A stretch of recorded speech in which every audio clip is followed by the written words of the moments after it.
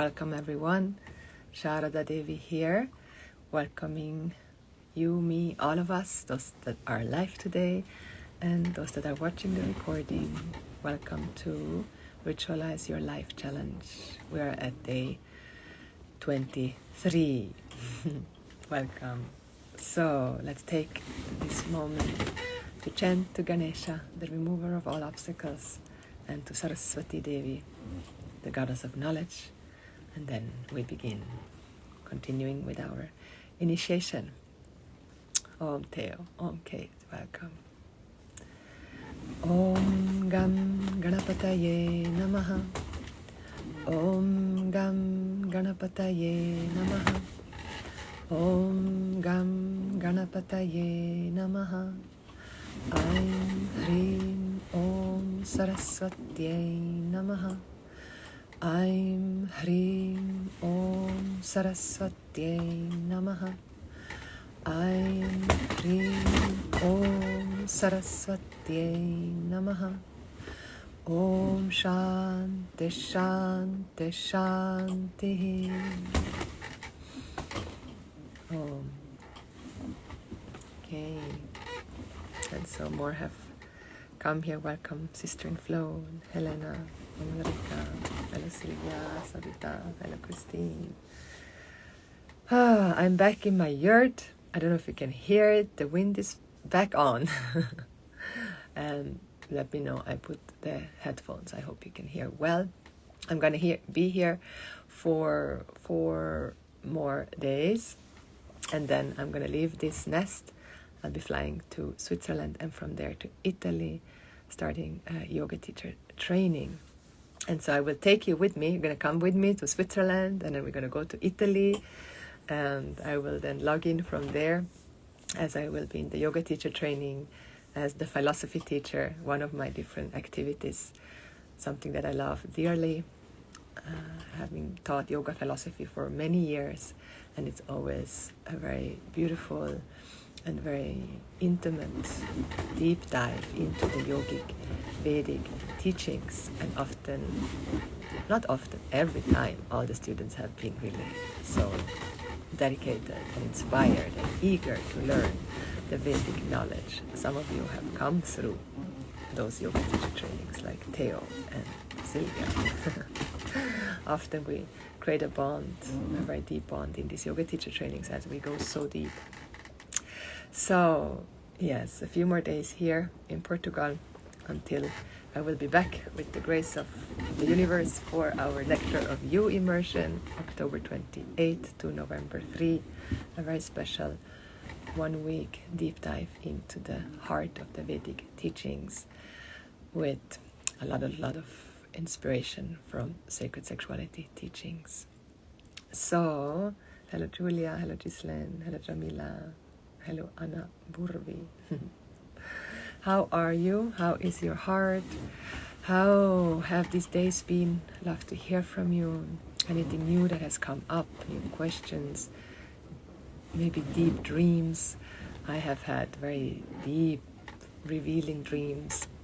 And the ocean for sure is being churned. The ocean represents the unconscious. And as we are in this Ritualize Your Life challenge, it moves the unconscious because we are changing our deep patterns, deep samskaras, as we call them in the Vedic tradition. When we start to ritualize our life, a lot starts to move, and maybe there's resistance, maybe there is a part that's like, what are we doing here? This is too much, too intense. And so we want to welcome all these parts and remember why we're doing what we're doing. So we take a moment to acknowledge the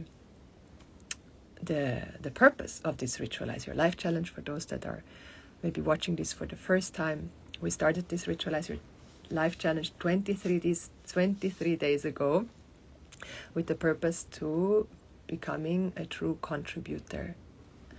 In the Vedic teachings, we are looked upon as beings, as sacred beings with a deeper purpose.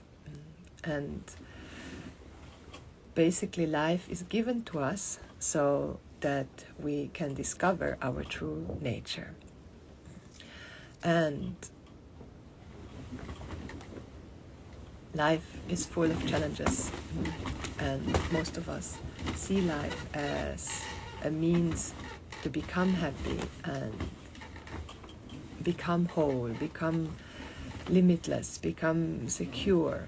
We look at life, most of us, through the wrong lenses, basically.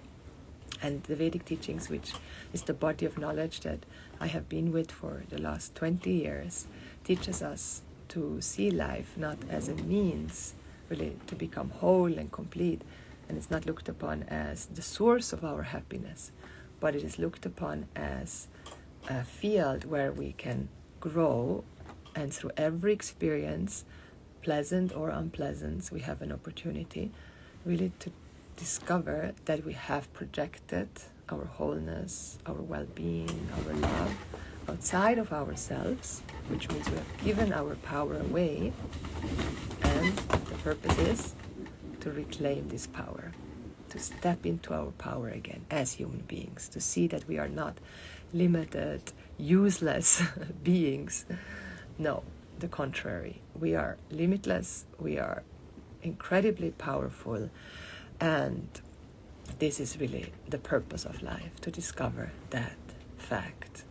And so by ritualizing our life, we can discover that fact in every given moment. From the moment we wake up, even before that, like that moment before we wake up, and then all the way through until we go to bed, recognizing that life is a blessing. Life was given to us as an opportunity to discover our limitless nature in reality. And so here we are after 23 days, and today the initiation, every day has been an initiation into visualizing each step of the day, and we have learned many different mantras, many different gestures, attitudes, and we can go back to the lives, they are all there in my feed, and see how you can ritualize every single step throughout the day. And today is dedicated to food. Goddess, God, the sacred in the form of food, which is a very important topic, nourishment. So I'm just going to read here some comments that are coming in. Theo is saying, yesterday I woke up feeling very tired and sad. I did the rituals, but they landed differently yesterday. The day was hard, but I did my best to relate to my fullness and myself as source of happiness. Yeah. Feeling you. Yeah. And that's why it's not that we're getting this knowledge one time, or we're doing this practice one time, and then it just lands forever and ever. We're getting glimpses, and then the glimpses become eventually a whole window, and then the window suddenly becomes a vision, but it takes time. And in the meantime, we are here to apply the tools, apply the mantras, apply the different meditations that we looked at, the serenity prayer, and then meet the sadness, meet the tiredness, meet the frustration. All of that is welcomed into this vision that we are inquiring into and looking through. The vision of the Veda, the vision of fullness. And even when we hear the word or the sentence, the vision of fullness, the vision of fullness means everything. And so we cannot actually choose, I'm just going to take this into my life and that into my life, and this I'm going to exclude. In terms of this experience, I'm going to accept, and this experience I'm going to reject. No, the vision of fullness, the Veda teaches us that actually every single experience is part of a whole story, and the story is unfolding. But the truth is that every experience is there as a teacher to teach us something, and ultimately to discover that really every experience is something that comes, something that goes, and in reality has nothing to do with our essential nature. And we only get to learn that by really welcoming every experience and discover that inner strength. And as we lean back on ourselves and on the teachings, we start to strengthen this trust. It's called Shraddha. In Sanskrit we call it Shraddha. It's a trust, a pending trust. Okay, let's meet this sadness, let's meet this tiredness, let's meet this fear. In meeting that and in feeling it and purging it at the altar, it starts to dissolve. And what is left is you, is that being that is in reality never disturbed, truly. That's something to be discovered. So much to discover. Knowing that ultimately I am that source made it easier to accept the sadness as fleeting. Yeah, right? So it's the knowing, and then the knowing, we're starting to know and hear what the Veda says, but then we don't fully know it. Like there's a pending knowing. There's like the first step of knowing, and then there's the assimilation of it, and then there's the embodiment of it. Yeah. But it felt a little more like effort yesterday than ease. Yeah. And so one of the teachings is called titiksha. Titiksha means the endurance, and that's that effort. Like I put effort forth, like that effort that we invoke in the Serenity Prayer in day 21. Go back to that. Like I'm calling in that effort to stay now with the difficulty and to meet it. And what is really the effort is to like meet this heaviness, meet the pain, because we want to do other things. Like we want to do things that are fun, we want to do things that are pleasurable and joyful. We don't want to meet this sadness and tiredness, because like through the glasses that we have received and looked at the world, these experiences are acceptable. So this experience I want to have, and these experiences are not acceptable. So this one I don't want to be with. I want to reject those. Because I want to reject those because I think that they are not acceptable. Like that's the effort. Because I'm resisting these feelings. I'm resisting the sadness. And that's why it feels like effort.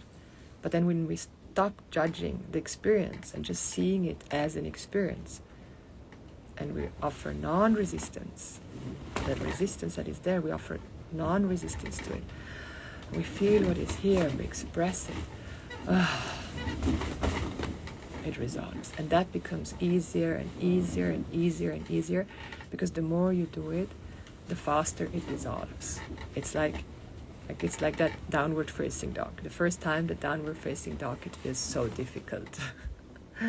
Or just putting the hands down, and then you do it again and again and again, and suddenly it's second nature to do a downward facing dog. And it's in the same way with all these feelings, with all these experiences. It's like, oh, okay, here you are again. Let me say hello to you. Let me feel you. Let me sound it out and move it. Let me offer it to the altar. And what is it really? Like it's something that comes from the unconscious, something that I haven't fully processed yet, from my childhood, from a previous event. There's an emotion that I have rejected, or didn't have the tool to release that particular emotion that is stuck in my body. So Kate says, I'm feeling very exhausted. Can't stay the whole time today, but I'm happy to join live again. I've been catching up with the recording. I do feel the teachings are taking hold. Thank you for sharing, Kate. Yeah. Welcome exhaustion. Like namaha, namaha, namaha, namaha. Yeah. Hello, Luisa. Hello, Sacred Mom. Hello, Luisa. Two Luisas. Kate says, hello, Soham.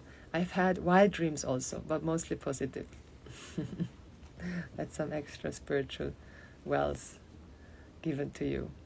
Ulrika says, today it felt easier and I did nearly all the steps and the puja. Wow, amazing. Incredible. Congratulations. And Christine, these days have been so sweet and beautiful for me. Can really feel the unconscious moving, as you say. I have the feeling that all of me is taken care of in the most precious way. Let's celebrate that. I'm so happy to hear that.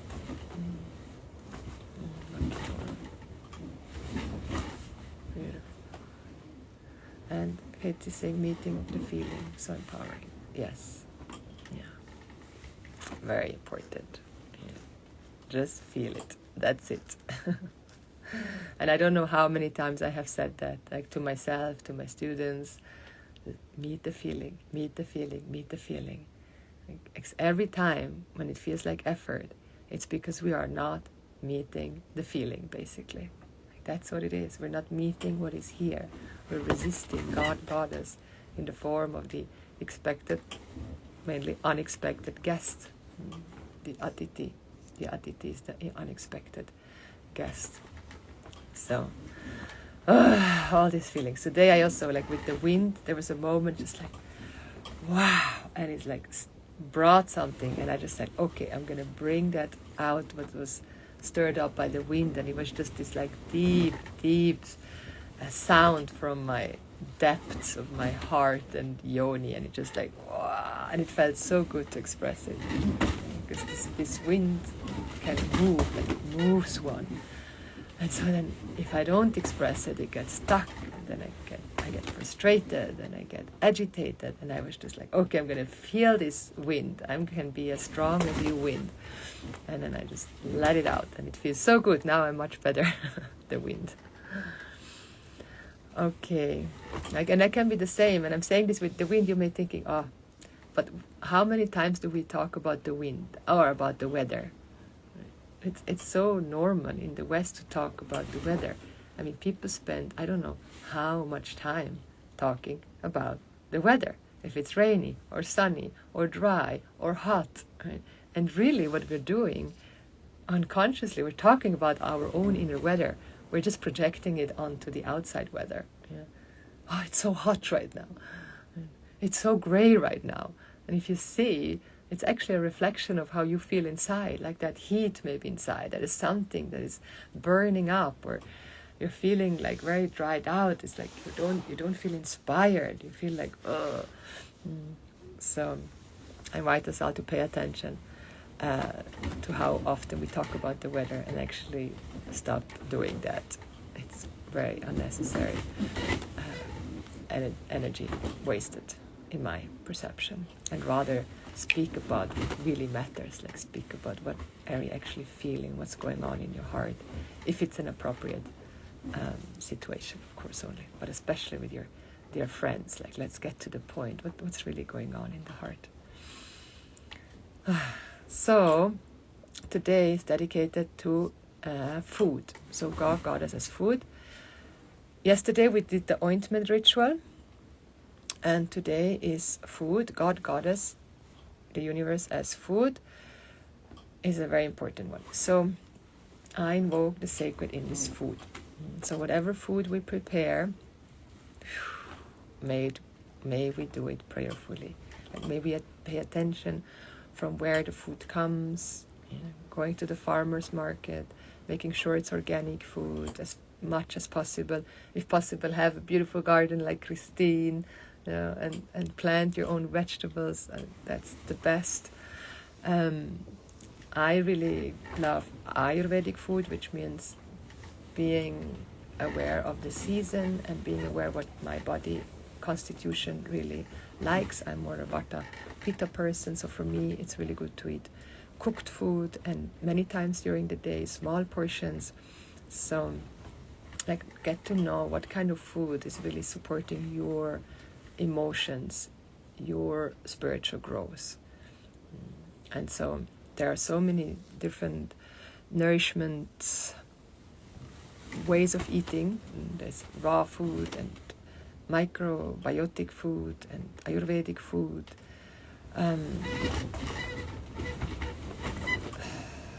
So many fruit fasts, what we can do. But I'm not going to go into that topic. It's a huge topic. I'm very much a pro and fond of Ayurveda, because Ayurveda is one of the most ancient body of knowledge and really understands the human in depth and its constitution, and how really sees the body, sees the human part and parcel of nature, and actually looks at the human like a seed and knows exactly that particular seed needs that particular nourishment.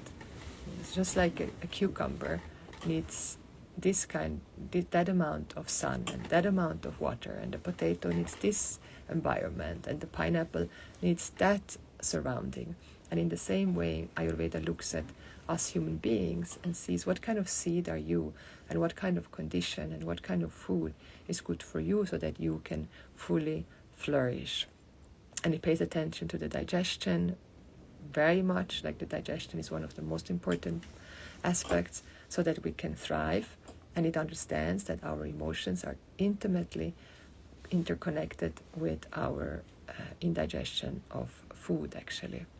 So check Ayurveda. It's really a wonderful body of knowledge. But any other that you like, nutrition, of course, goes as well. So if you are into raw food, or if you are a fruitarian, like most of these people, they are quite aware. And you can add, if you don't yet, add this prayerfulness to it. So you're invoking the sacred, infinite, intelligent being in that food that you are preparing. And with that prayer, like, may I digest this food well. And in the Vedic tradition, before we actually start cooking, we pray to Ganesha. So I have here this slide. So in the Vedic tradition, in most Vedic families, there's actually a little ganapataye, a little Ganesha. That doesn't have to be the actual Ganesha. They also make little Ganeshas out of turmeric paste, or make turmeric with water and make a paste out of it. And then they form a little Ganesha, a little tiny little figure, or a big one. And then they put it somewhere on the counter, and then we offer a flower each time before we cook, which is very sweet. And we chant to Ganesha, Om Gam Ganapataye Namaha, if you want. Like, that's a very Vedic way to start cooking. Om Gam Ganapataye Namaha. There's supposed to be a space between Ganapataye and Namaha. So you can chant after me if you want. Om Gam Ganapataye Namaha. Om Gam Ganapataye Namaha. Om Gam Ganapataye Namaha. So we've been chanting this mantra every time now before, or almost every time before we started the live. And so here we're starting to cook, and you can chant Om Gam Gana. Gana, there is supposed to be a dot underneath the N, the invisible dot. That means you roll the tongue back, and the bottom of the tongue touches the dome of the palate. Gana, Gana. Ganapataye is always long. Namaha. So we're not going to chant this now because we already did that in our first live. So if you want, have the little Ganesha somewhere on the counter, and offer. You can also offer some rice, or you can offer a cucumber and tell Ganesha, we are beginning to cook, and may I be present, and may I prepare this food so that it nourishes me, and it nourishes my family, and it makes my mind brilliant. Because the food, what we eat, it affects our thoughts. That's why we pay attention that we cook sattvic. Sattvic means having a value to use organic food, fresh food. So sattvic is one of the three qualities in the Vedic tradition. In Ayurveda, we have three qualities, the three gunas, they're called. They're sattva, rajas, and tamas. And so the sattva is all the fresh food, is all that which creates, that which is pure, basically. Another word is purity. Another word is also that which allows for knowledge to be reflected. That goes then deeper into the mind aspect. And then the rajasic is that which is moving and not processed, but cooked food. And then tamasic food would be processed food, or frozen food, or fried food, for example. And so in Ayurveda, we have a value to use mainly sattvic food, so mainly fresh food, and then yes, cook them. So a little bit rajasic is of course okay, but making sure it is fresh, and then preparing it with love, like with the prayer. You can also chant Om Ganapataye as you cook, and also the other mantra that we're going to learn today now after properly. You can use that mantra while you cook, or then especially before you eat. And so in Ayurveda we also actually use a lot of spices, because the different spices help the digestive process. And yeah, basically that. So what is very important, that we don't do actually anything else when we are cooking, because when we are not fully present, then the food becomes more rajasic. The energy of the food will shift. So if I'm really present with the food, then the food is sattvic food, and then the food that I intake is sattvic, and my mind will be sattvic, which means it will be easier for me to stay present with whoever is in front of me, or whatever is happening to me. If I eat a lot of, especially tamasic food, which is, for example, a lot of fried food, or also garlic or onion, actually mainly raw. If you cook it, then it is more rajasic. And it also depends if you use a lot or if you use a little bit for medicine. Like each of the food, if we use it in inappropriate amounts, it can become poison. The medicine, it can become poison. So if we use it in the appropriate amount, it is medicine. And let thy food be thy medicine. Let thy medicine be thy food. Most of us probably have heard that. If not, this is a very beautiful mantra in the Veda, in Āyurveda, like let your food be like medicine. But which means, like medicine, you don't drink the whole bottle of the food. I have all these Indian accents. I was just with two sisters of mine that both of them have lived in India for many years, and I also have lived in India on and off for quite some time, and so the Indian accent can come back very easily.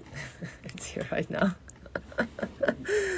My friend, they both have lived, one has lived there for 12 years and just left now India, and the other one is still living in Kerala, in one little village in Kerala. She's the only white person, and they have a yoga school there, and she's all Indian now. It's very sweet.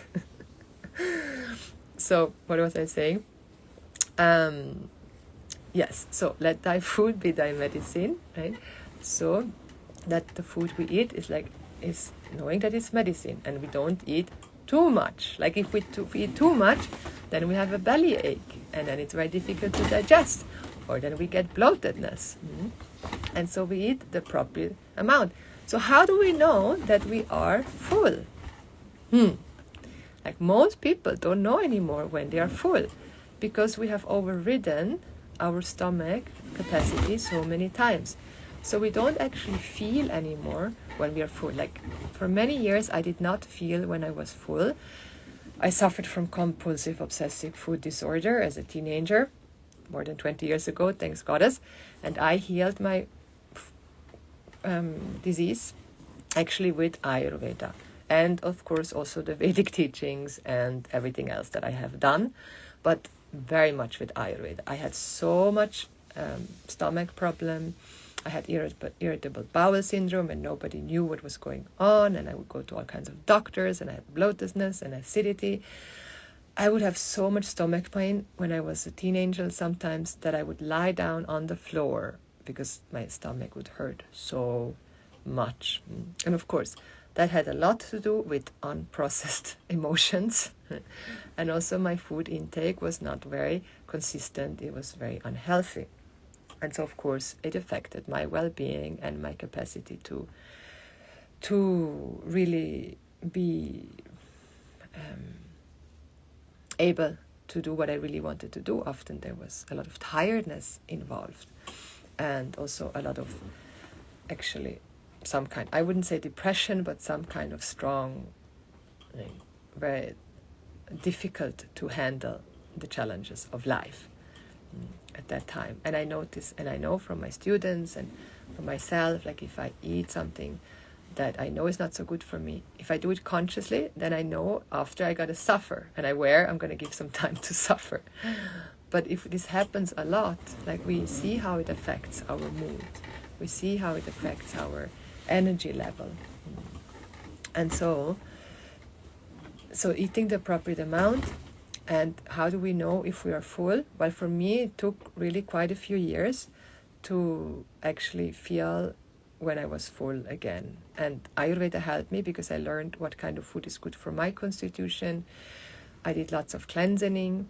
And so I began actually to eat what the Āyurveda doctor told me. She said at that time, like this is the amount for you, for your constitution, for your size. Like this is actually enough food for you. And then what happened was that often I was still quite hungry afterwards, and I thought that it wasn't enough, but actually it wasn't true. It was more than enough. It was just that my stomach was quite stretched. So once I started to really stay with that and stick with the Ayurvedic way of eating and doing different cleansing rituals as well, and started to really process my emotions as they came and met the feelings, I started to really get a sense of my body again, get a sense of my digestion. I took care that I would really go and eliminate properly. I talked about that in the day where we talked about elimination and how important it is to go to the toilet minimum once a day, if possible even more, but minimum once a day. If not, then diseases can cultivate in our bodies. So it took quite a while, but then at one point it became very clear when I was full. Like I knew now this amount, and my body gave me a clear sign, now it's enough. And then also what started to happen, I started to burp again. Yeah, like babies. Like we make sure that babies burp actually. And it's interesting, like in our society, in Western society, it's not really acceptable to burp. But actually the truth is that when we eat the right amount of food, you actually have a little burp, and that tells you that you actually have eaten enough. And so when I have eaten enough, I feel it and I have a little burp. So there's nothing shameful about burping. It's actually a sign of the body telling you you've had enough. Unless it's the burp, like there are other reasons for burping where we do have something that is not digested well, but that is actually one of the signs that our body naturally tells us. Is the belly part of the womb energetically? Is the belly part of the womb energetically? I don't understand the question. Maybe can you formulate it again?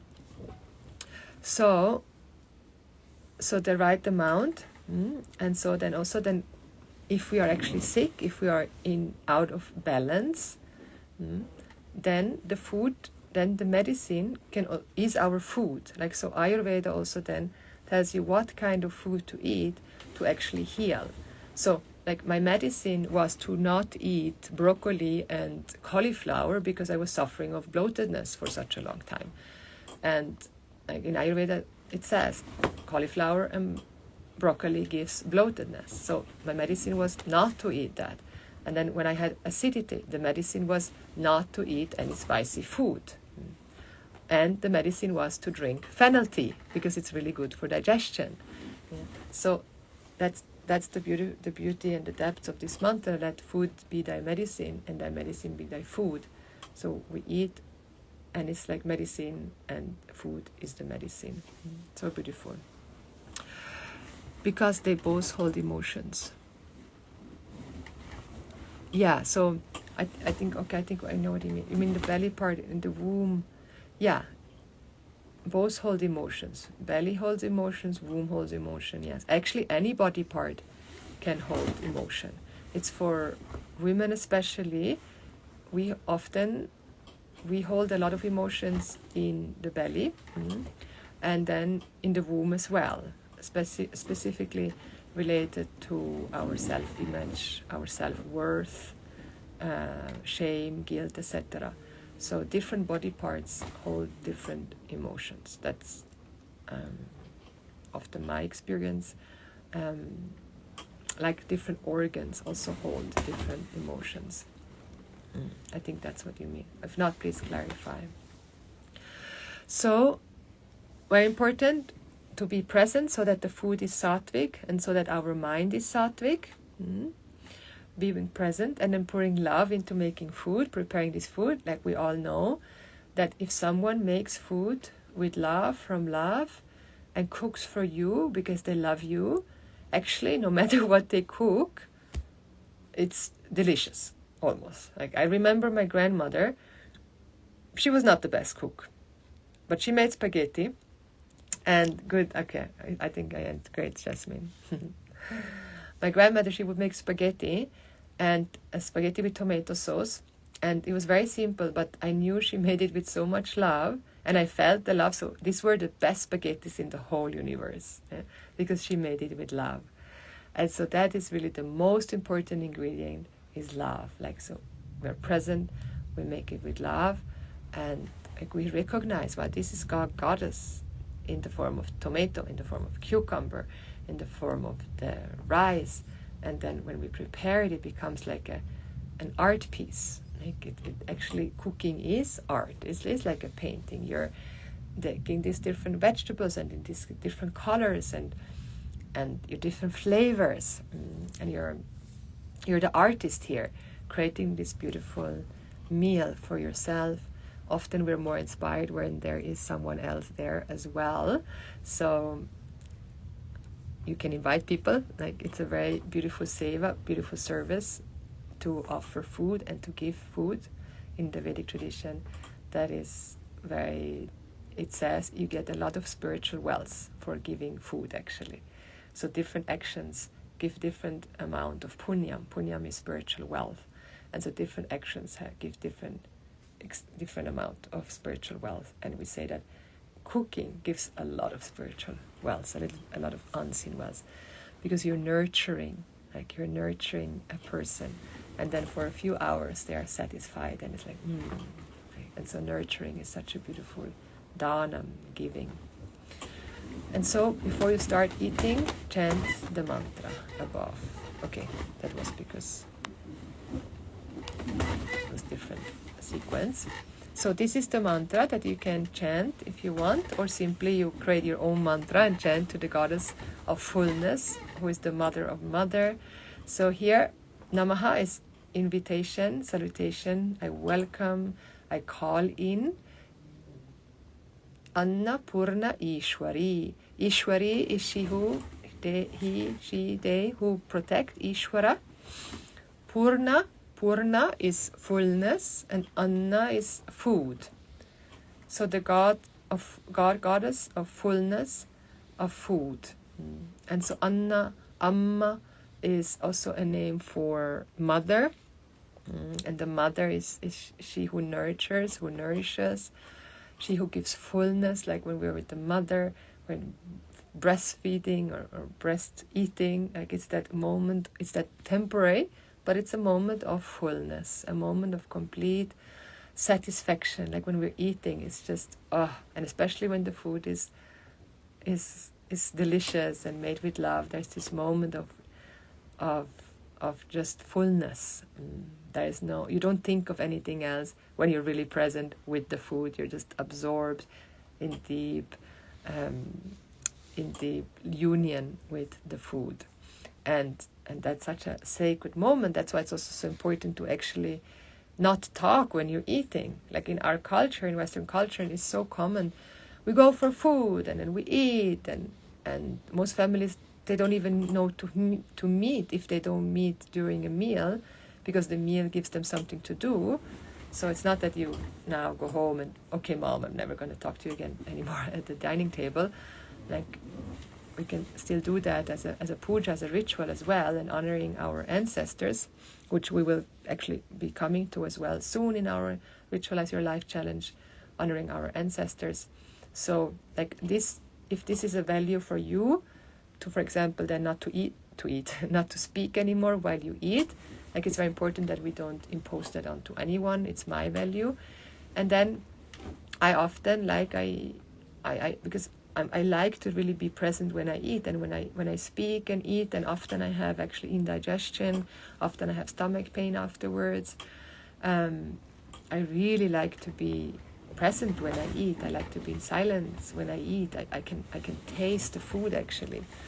And it's not that I never ever go. I went out eating yesterday with my friends, and But even because we're friends and they also have a value to not speak so much, it's kind of okay. In my circles, many of us, we have this value of like really being present with the food, because like, that's a sattvika action. You're there and with your food, you're with God, Goddess in the moment, in gratitude for this food that actually gives its life to you so that you can live. And so this may sound really strong for you, but actually in the Veda it says, in the Bhagavad Gita, that if we take food without saying thank you to the food, we are thieves. It's a very strong statement, but it says that in the Veda. If we just take the food without acknowledgement, it is looked upon as being a thief, actually. Because the food gives its life, like, and some of you maybe laugh, but it's actually, it's not funny, and it's not in a sarcastic way meant. It's really just a reality, like that food has given its life, or we have taken its life, so that we can live. Life lives on life. And so then we're not meant to feel guilty, like, no, not at all. But that food would not want you to feel guilty. It would want for you to be like in joy and in gratitude. If you eat me, if you devour me, I would want you to enjoy it and not feel guilty, right? It's also a little bit, that's very tantric, and that goes even a step further in the tantric teaching, like where actually there's like this pleasure in eating meat and all of that. So that's then a whole other topic. Like if you look at the yoga teachings, then there's a deep value for ahimsa, the value of actually not eating meat or fish or chicken, not even egg. And then in the more stronger tantric tradition, in some, not in all, like they don't always eat meat, but for certain practices, again, as a medicine, there might be some food that is taken, meat that is eaten, to evoke a certain energy. Because again, every food has an energy. Meat has a specific energy. And maybe I need to bring out that energy so that I can process it. And also in Āyurveda, like it says, for certain constitution, they need some meat for their health. So there's we can have many, many hours discussion on that. The value of ahimsa, eating meat or not meat. Is it papam? Is it punyam? Does it give spiritual wealth? Does it take away spiritual wealth? So it's a very beautiful topic, interesting topic. It can also bring up a lot of heat because everyone has their own take on it, and the teachings are here actually and has many different angles, different standpoints. So it's important to see it from the whole picture, seeing the whole picture. And it may change for you also over the course of your sadhana, over the course of your spiritual practice, over the course of your life, depending if you're pregnant and giving birth, or after pregnancy, or you're going through a big transition in your life. Maybe if you're just in a phase of just studying and you don't have any big engagement in life, then it's maybe a good time to not eat meat for some time, because you actually don't not process, but don't need so much that kind of rajasic energy in order to live. You have a more like calm life, then you can have more sattvika food. So it all depends, like what circumstance, what situation, where are you in your life cycle. So that's in the topic of eating meat. And so basically, in any way, the Veda says, when you eat food, honor the food, because it gives its life for you so that you can live. And so there's a long mantra that I have chanted for many, many, many, many years. It's a longer mantra, and here this is a short version of this longer mantra. The longer mantra we teach in the Devi Mantra course. The Devi Mantra course is a beautiful self-paced course that you can find in devischool.info, in my store. There I teach many mantras that are more intricate and longer and deeper, if you like mantra. And it's also included in the Devi Temple membership. So let's chant this one. You can repeat after me. Om, Om, Anna, Anna. So it has two N it means there is an invisible third N. So you keep the tongue on the teeth and it's a little bit lengthened. Anna, Anna, Anna, Pur, Pur. So the U is long, it has a line on top. Pur. And then on that Na, there is a dot underneath. It's not here right now, but it's supposed to be there. So the bottom of the tongue touches the dome of the palate. Purne, Purne, Purne. And then Shvaryai, Shvaryai. Sha is always strong. There's a puff in your heart. Shvaryai, Shvaryai. Anna Purne Shvaryai. Anna Purne Shvaryai. Namaha. Namaha. So this is how we pronounce it now with the melody. Om Annapurne. Om Annapurne. Om Annapurne. Om Annapurne Shvaryai. Shvaryai. Shvaryai. Om Annapurne Shvaryai. Om Annapurne Shvaryai. Om Annapurne Shvaryai. Om Annapurne Shvaryai. Om Annapurneshvaryai namaha. Om Annapurneshvaryai namaha. Om Annapurneshvaryai namaha. And we'll chant it now 5 times together, and you can see yourself preparing food. You can see yourself eating food and how you're enjoying the food, feeling gratitude for all the food, all the nourishment that is given.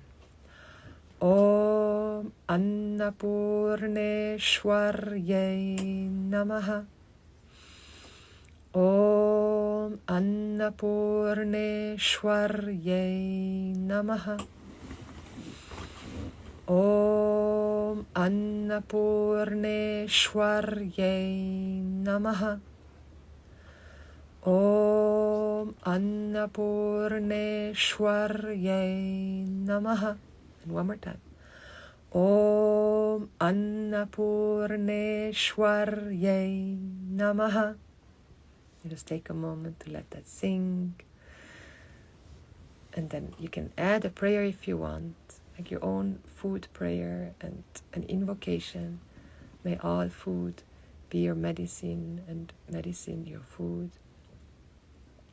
May you discover the value, or may I discover the value to really take time to prepare the food, be present when preparing, eating the food, and be present when I'm eating the food.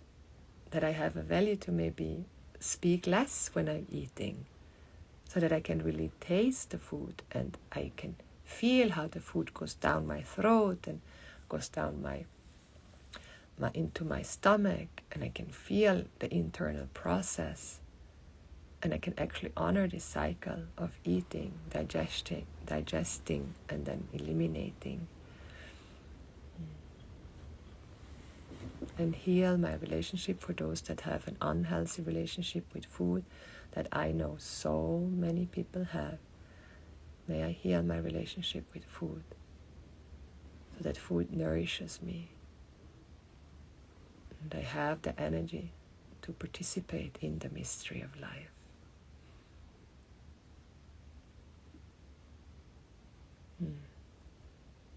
Yeah, and you can come back.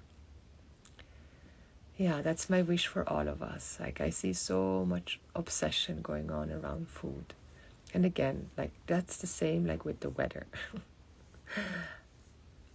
In one way, it's also going away from what is really here, right? When we talk about the weather, we're talking about our emotion. We're obsessing about the food. We're not really being with what is here, that internal process. I'm not saying for everyone, but often I see it. And so, yes, the food is a very important, one of the most important aspects in our life, but not to be obsessed by, or that the food has us, like sugar, coffee, etc. Many of these items, we're addicted to them.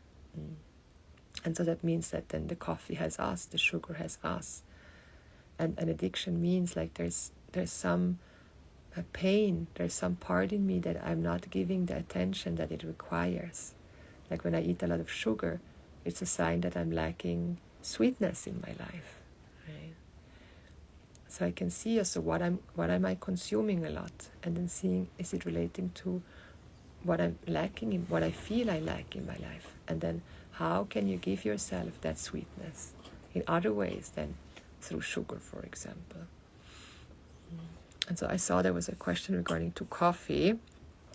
Coffee topic is a big one. We're not going to enter that today. But let's see the question. What is the constitution of coffee and the whole coffee culture? What is the do you mean the guna, the quality of coffee, of sattva, rajas and tamas? Coffee, I would say, is rajas. Definitely not sattva. I don't think it's tamas. I think it's rajas, because it's a bean, and then also depends how you process the coffee. Like there's different ways of processing the coffee, and our dear Christian, I don't know if you're still here, but he's an expert in that. He has his beautiful Alchemisten in Göteborg, beautiful coffee center, coffee temple. And I know there's so many different ways of processing coffee, and so I would say there's different ways of processing, and then you can have the sattvika way of processing, which are like in Bali, I've seen that also, where you use this because I don't really drink coffee, so I'm no expert. For me, I can have once in a while, but it really aggravates my vata, and I'm like, So, but I know there's different ways of processing coffee, and so there's like the drip coffee. I would say that it's more like a sattvika way, and then you also have these other kinds of coffees, like Nestle coffee. I would say that's quite a tamasic coffee, right? And then probably like when you have the beans that are roasted, depending if semi-roasted or full roasted, probably full roasted, maybe more tamasic, semi-roasted, more rajasic. That's now just me feeling in, but yeah, don't take it that it's like that fully. We can inquire into that.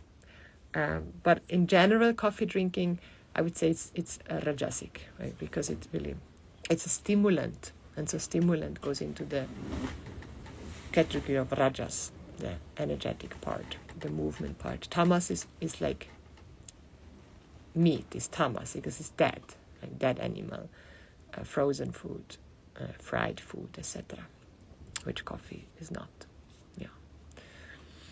Yeah, coffee. Like my teacher would always say, do you have the coffee or has the coffee you? And so one really great sadhana is, or value to have, I have that value. Whenever I am addicted to something, I'm going to make sure that I'm going to stop it for some time. Right? Like we can have so quick an addiction to anything. And so it can happen anytime, even after 20 years, something that you thought that you completely have overcome, it can come back. That's happened to me. And then we got to be very gentle with ourselves. It can come back. It's okay that it came back. It will be easier to let go of it and just make it a habit, make it a ritual. To whenever you're addicted to something, have a period of letting it go, substitute it for something else. Like that's very important, like us. We're having the Ritualize Your Life challenge. We're not just saying, don't do this, don't do this, don't do this. No. We're saying, do this to neutralize this old habit. The same way, if you want to neutralize your coffee addiction, okay, drink some coffee, what's it called, chicory brew for some time, or start to drink matcha, for example, or chocolate. Like I think cacao is an amazing substitute for some time to overcome the coffee addiction. And then it doesn't mean you can never ever have coffee again. That's what I love about Āyurveda. Like it's not telling you should not have this ever again. it gives you this particular form of eating, way of eating, until you are back into balance, which is called the prakriti. We have prakriti, which is your natural state, and then vikriti, which is when you're out of balance, and then Ayurveda helps you to come back to balance. And once you're there, you eat this mainly, like the particular food that is good for you, and then once in a while you can have your ice cream and your fried chicken or whatever it is, or fried food, but not every day, so that you stay mainly sattvic. And so it's not rigid. That's what I love about Ayurveda. It's not rigid. Like Veda is never really rigid, actually. If I see there's rigidity in me, there's something that I need to neutralize. Nothing is ever black or white. It's always gray, really. But at different times, there has to be this like clean cut for some time. And then in that moment, like if you're doing that, if you choose to like pay attention to this addiction, and like no shame, we are addicted society, we're all addicted to something. So that's just how it is, and we get to talk about it, we get to bring light to it, and we get to process it and actually share like what is the reason why we're addicted, because we're lacking something, like we're lacking love, we're lacking attention, we have judgments about ourselves, we feel ashamed, etc. So then when we do that sadhana of not eating something for a certain time, what will happen? The unconscious is stirred up, like, and everything from the bottom of the lake will surface. And then all the demons will come up. Like, we don't get our coffee, the anger comes up. We don't get our sweet, the headache will come. So you do it not when you are like having the biggest presentation of your life. Like, that's not a good moment to go into that tapas, into that practice. No, you do it, you plan it, okay, now I have holidays. And I know part of you is like, oh, I don't want to use my holidays for that, but you want to use your holidays for that. Like it's so great to be free from these addictions. There's so much freedom that comes with it, and you can really come to the true happiness, the true fullness that is you. Like, discover that. And that's why we join retreats. Like, that's why we join training, a retreat, a program, so that you are held in a space where then it's safe for you to process these feelings. Like in the Nectar of You, in my immersion October, I'm suggesting then like to not drink coffee during these times. I will invite everyone to stop drinking coffee before already, so that it's not like cold turkey from one day to the other, and just give some period to really like live a sattvic life for these emotions that we are not aware of, that are down in the unconscious, that they can come up and we can process them, and we can, why we do it? To reclaim our power. Like, it's all about that, to reclaim our power, to discover that we're limitless, to discover that we are whole and complete as we are. Like, all these addictions, all this running after things, and all of that is just because we don't see clearly, like, ourselves. And we have given our power away. So it might feel very uncomfortable when you go through it, but it's going to feel so good when you're through it, right? After, when you go through it, you'll feel strong, you'll feel powerful, you actually start to really love yourself. Like addiction, there's a deep self-hatred underneath, deep self-hatred. And so, like, let's process that and come back to ourselves and discover that we're lovable as we are. So this is it. Another day has passed. Thank you so much for being here present.